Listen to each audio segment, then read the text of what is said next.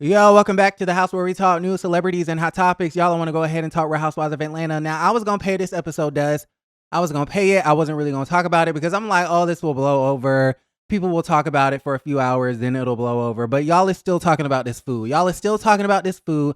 Y'all is still talking about the fact that she didn't feed us. Y'all are talking about the fact that we were starving. Y'all talking about the fact that we ain't get no gifts. First off, what am I going to do with some women's shapewear? I mean, I'm just saying. And what's really interesting about the situation is everyone has a lot to say about the gift boxes, but never saw the boxes. You never really got to see inside of the box. Everyone is asking about the food, and you never really got to see any food. I mean, I'm just saying. A very interesting situation. So listen, this is what happened. We talking about the whole Brit Eady Kentucky Derby golfing country club situation, right? And so shout out to my best friend Justin Diego Bingeworthy. He invited me as a +1. At this particular point in time, I of course knew Brit Eady. I had did a video on Brit Eady, kind of like a semi deep dive. I thought she was really interesting. Out of all of the newbies, to me, she was the most interesting from just the things that I had looked up, right? And so when he invited me to go, I had no expectations. I did not know that there were supposed to be hors d'oeuvres and little bites and champagne and, food and gift boxes and things like that. I didn't even know what Bare and Naked was. I didn't even know that it was a thing for Bare and Naked, okay? I'm just showing up, winging it, no expectations, not expecting to get anything out of it, right? Just showing up and just being there, right? So we get into the country club. I believe it's somewhere up in Roswell, if I'm not mistaken. Real nice, classy, demure, and all of those things. And we get inside this waiting room. So a producer greets us and they walk us to this waiting room. Really nice, cute waiting room. I see Kelly's publicist, who I got introduced. Oh, I don't know if I should be saying all this, but I see Kelly's publicist. Remember I told the story about how we saw the publicist at the gay bar, and by the end of the conversation, he was like, you need to fix your attitude. You need to fix your attitude. And I saw all 32 of them. Okay, yeah, he was there, said hello to him. This was before he wasn't. And moments later, we see Brit and Mike, and they're like, dang, can I say this? I guess so. Fuck it. We see them walking in and out the country club, in and out, and they keep redoing this scene where it's kind of like just getting shots of their outfits and shots of them walking and stuff like that. A lot of that shit, obviously, they did not use. So then Brit goes off and she goes and films something else, I'm assuming with Shamia and Kelly. So while Shamia, Kelly, and Brit are like riding around the country club on golf carts, you have Mike. He comes into this waiting room and he introduces himself to Justin and I. And I go, oh, hey, I'm Aaron. And he goes, I know exactly who you are. So from that moment, I'm like, see, okay, a lot of fakies will act like they don't know you, act like they don't see you, act like, they don't acknowledge you. And real recognized real from the very beginning. So I was like, yeah. From that moment on, I was like, I fuck with you. So what had happened after that? So then we just started having a conversation or whatever. So Brit's assistant invited us back to the room that, the lunch was being held at. And this is maybe like an hour and a half before the actual lunch. So I walk in there and we're looking at, the bare naked display, and everything is cute and everything is, real nice. And we're looking at the cameras and the equipment and, checking out the scene. And I see Mike, he's like really frustrated because I get a sense that he's sensing that they're about to set him and his wife up. They're about to set them up and make them look crazy and make them look like this event is a disaster. And that's literally exactly what they did. And one of his first, I guess inklings of that was the fact that he was staring at the menu and he was so upset and he was so pissed off that the menu had typos on it. And so he just immediately starts going off on this tirade about the event planner and how she didn't do this and she didn't do that and she didn't set up this and she was late for this and yada yada yada yada. And then on top of that, he's really pissed off at this menu because this menu has typos on it. And he's like, I know how this show works. I know that they're going to have B-roll of this damn menu. I know that they're going to pan to this damn menu and pan to this and pan to that and make it look crazy. Okay, so he was paranoid that they was going to make him look crazy or make, his wife look crazy, make the event look crazy. He was really upset at the party planner, and he was just like venting about it, whatever. And I'm like, oh, it'll be okay. It's going to be great. It's going to be fine. It's going to be fabulous. And, it's going to be a really great time. Okay. Meanwhile, I'm thinking, yeah, they're probably going to make you look crazy. So then after that, they lead us to the back. So this is when filming like really, really gets started. We get to the back and it's like a cocktail hour. So there were two parts to this event. It was a cocktail hour and then it was a luncheon. And, the cocktail hour was out back, but it was kind of raining. It kind of got rained on. And so I feel like it was cut short and then everybody had to move inside. But the cocktail hour was cute. I mean, they ended up giving us some champagne. So that was really nice. I'm always down for a little drinky drink. They had like bites, hors d'oeuvres. I don't know what I had, honestly. I feel like they had like these little potato wedge things and they had a whole bunch of stuff, okay? They never really show the details of that, but they did have light bites, okay? So I got me like 3 plates of light bites. I got me like 2-3 glasses of champagne. And then we kind of get rained on. We come around and she's talking to everybody and whatever. And Portia and some other girl, they're filming in the corner. And then Angela and her husband come around the corner and Angela has her fan and she's fanning off. And then Kelly has her big hat and she's out there taking pictures. And then we finally all go inside. I guess I don't know if it was producers or if it was her assistant, but they were kind of like signaling us to go inside. I just remember Kelly saying, I don't want to be here no more. I want to be with my real friends. I don't want to do this anymore. I want to hang out with my real friends. Is Brit not your real friend? Oh my God. Was she never your friend this whole time? Y'all, this is weeks and weeks and weeks before they fall out. And Kelly accuses her roommate, Brit's roommate, her husband, I'm assuming, of being a pill popper. And in the preview, I think she says, "Let me tell you something, ho." And then whatchamacallit, Brit Eady goes, "Nobody wants to be you little hobbit." Yes. Anyways. So you mean to tell me weeks and weeks and weeks and weeks and weeks and weeks before the whole falling out of the situation, you didn't want to be here no more? You wanted to be with your real friends? Kelly? Was Brit Eady not your real friend? Now, the real tea is that her publicist said they really not even close like that. Okay, the publicist said that the show is making it seem like they're two peas in the pot, like they real like this. And they had really only been friends a year prior to filming. It's possible that they could have grown close over a year, but it's more likely, because this is television, that they played up the closeness of their friendship. Anyways. So I remember Kelly saying, what'd she say? I want to be with my real friends. And then I go to the bathroom, freshen up or whatever, because I'm outside. It's humid. It's raining. Okay, I'm getting a little bit tipsy at this particular point in time. I'm a little hungry too. I'm like, Justin, we've been here for like 2.5, 3 hours. It might be time to go. I'm a little hungry. And I ran into Drew Sidora, and Drew Sidora tells me, you need to be unbiased and you need to tell it like it is. Why is my phone doing bullshit? Come on now. She tells me, oh, you need to start being unbiased and you be picking teams and you be doing this and you be doing that. And it's like, girl, I'm on your team. I love you, sis. And then right before the show aired, she has told me the same thing. So she probably doesn't remember our previous conversation. But yeah, I love Drew.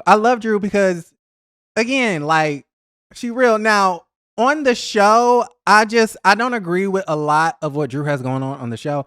And that's just my own personal, that's just me. I can't help how I feel as a viewer. In real life though, I like Drew. Okay. The only thing about Drew that I don't understand is how is it that the makeup artist, okay, Freedom, which shout out to Freedom, love him too. I love everybody. Listen, I love everybody. But what I don't get is how does Freedom have the opportunity to go the fuck in on you on Instagram and then you contract him again to do your makeup and now y'all like besties?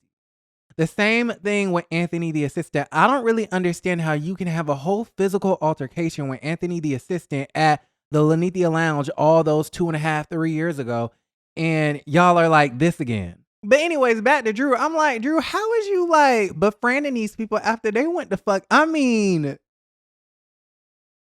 I'm very perplexed at that situation.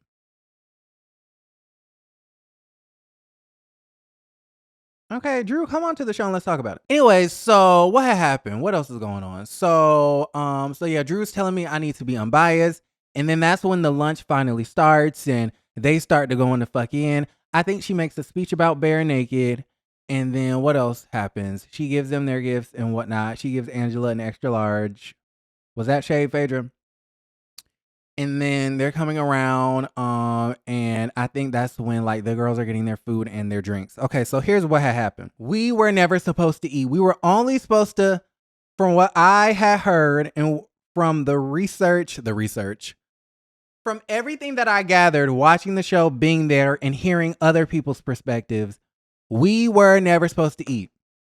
The only thing that I heard that we were supposed to be a part of was the cocktail hour, the light bites, the hors d'oeuvres. We were never supposed to have a table in that room. We were never supposed to be sitting down in that room. We were never supposed to have a menu. We were never supposed to have our chicken and our broccolini and the salmon. We was never supposed to do that. All on a bed of rice, child, okay?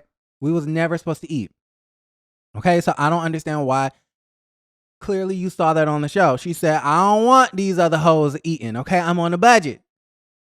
Okay, Bravo only gave me a stipend. They gave me a certain amount, okay? And everything that's above that amount, I have to pay for. And so I'm on a budget. I'm a new housewife, okay? I'm on this show to make a coin, not spend a coin. I'm not going to be Kelly and just run up the check, not knowing how Bravo feels about me, not having a multi-year contract.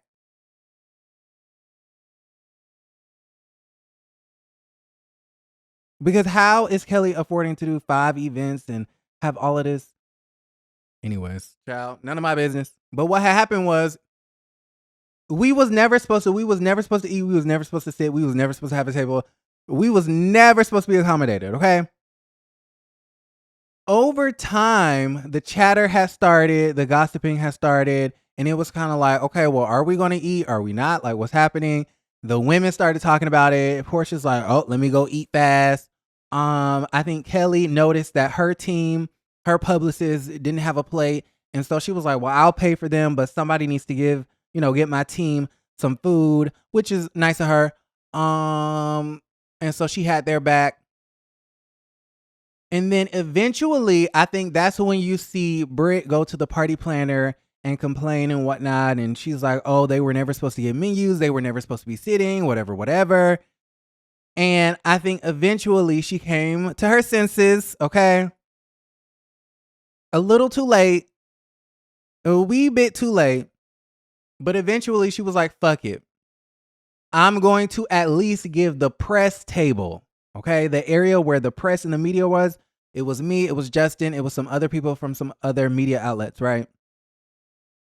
I'm going to give them food because at the end of the day, fuck everybody else. I want the people on, a part of the media on my side. I don't need them going to the internet or writing stories or making videos or social media posts saying that I starved them at my event. So she panicked and she was like, fuck it. If you feed anybody, feed this table, which was the table that I was at. She had came over. She was like, listen, I'm going to give y'all food. I'm going to give y'all some food. But don't be talking shit about me. I think I had that video. Not that. We ain't gonna talk about you,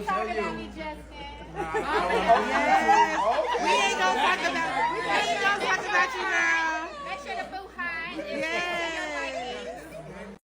I love her. I fucking love her. But the crazy thing is, I never felt a ways. Justin never felt a ways. Now, I can't speak for everybody at the table. Of course, you had a few bitter Bettys who ain't never been nowhere because while the girls are arguing, they're like, oop, oh, what? Huh? And I'm like, y'all want a moment so bad. Act like you've been somewhere. Please shut the fuck up. I was so embarrassed. I was like, oh my God, get me away from this table. Let me sit somewhere else. But anyways, Justin and I'll let Justin speak for himself. I never felt a ways. Again, I had no expectations. I didn't expect to get no bare naked. I ain't expect to get no meal. I was happy with my light bites, my bacon wrapped asparagus, my little potato wedge with bacon on the top, a little devil egg here and there, my 3 glasses of champagne. I was real cool. And then Mike just took a liking to Justin and I. And so he was like, oh yeah, let's do some drinks. What y'all want to drink? Okay, ordered us some whiskey shots because we're classy men. Ordered us some whiskey shots, and then he ordered us some more shots, and then we just started talking, and he was like, oh, y'all ain't got no food? Okay, we got to make sure this table got food. It's like they pivoted. They pivoted. At first, it was kind of like, okay, we're upset because we did not budget for these people to eat. But then it's like they pivoted and was like, okay, well, if anybody gonna eat, it's got to be this table because we don't need them online talking shit about us. And you know what? I respect it. At least they attempted to make it right. Okay? And I'm the sort of person, I'm going to give them grace. I know that's not what y'all want to hear. I'm going to give them grace. She's a new housewife. Imagine if everything went off without any issues and if, it was all perfect. We would have nothing to talk about. We love the housewives events that aren't perfect. We love the moments where Shamia is drinking the shampoo because it's really water. We love at the bar none how there's no AC. We love that Nene has them in an old ass Airbnb with the ceiling falling apart in Barcelona, Spain. Okay. We love the moments where Kenya Moore starved her own guests in Destin. Or was that Destin? No, she wasn't on that season. It was Charleston, South Carolina. If it was all perfect and everything was so great, we would have nothing to talk about. Y'all should really be appreciating Brit Eady for giving y'all something to talk about. I mean, come on. Come on. And y'all talking about it's the worst Housewives event ever. No, at least we were not subjected to porn.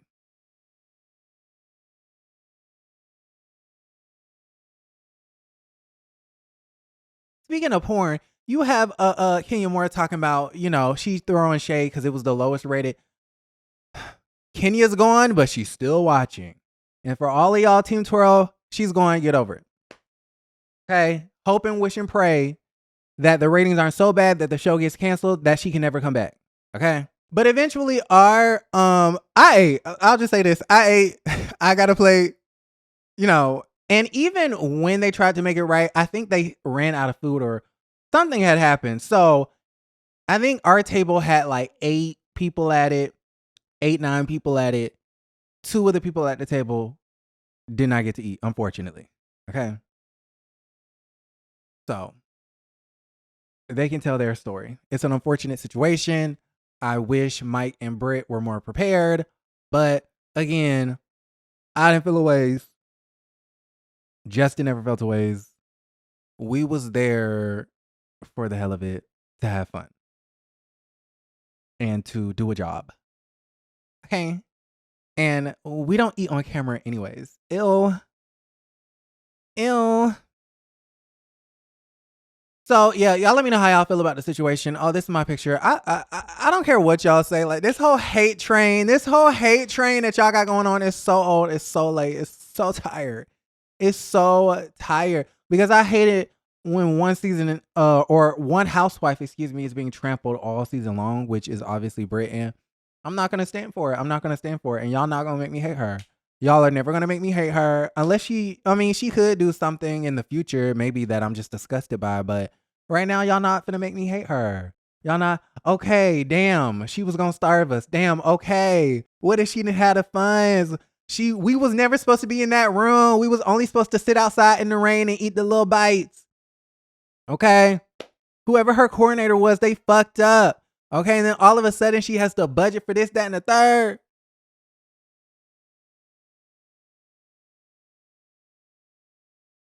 Y'all know they trying to renovate their house. The mama just moved in. You know what I mean? Like, it's a lot going on. She's traumatized by the Kenya situation. The lady is going to therapy and whatnot, losing her mind. The husband is doing the best he can to survive, or to support her and whatnot. I don't even know what I'm saying at this particular point, but I'm like, damn, y'all is on this lady ass. Y'all is on her ass. But one good thing about the situation is y'all cannot go not one episode without bashing Brit Eady and without bashing Portia D. Williams. It's a shame, and we must talk about it. Y'all like the video, subscribe to the channel, and don't forget to create a great day. Bye.